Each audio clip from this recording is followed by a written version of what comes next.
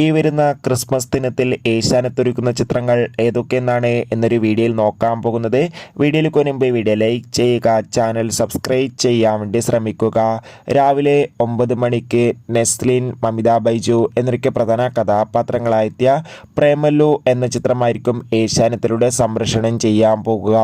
ഉച്ചയ്ക്ക് 12:30 സൗബിൻ, ശ്രീനാഥ് ബാസി, ബാലു വർഗീസ് എന്നൊക്കെ പ്രധാന കഥാപാത്രങ്ങളായെത്തി ചിദംബരത്തിൻ്റെ സംവിധാനത്തിൽ പുറത്തുവന്ന ചിത്രമായിരുന്നു മഞ്ഞുമ്മൽ ബോയ്സ് എന്ന ചിത്രവും നമുക്ക് ഏഷ്യാനെറ്റിലൂടെ കാണാൻ സാധിക്കുന്നതായിരിക്കും.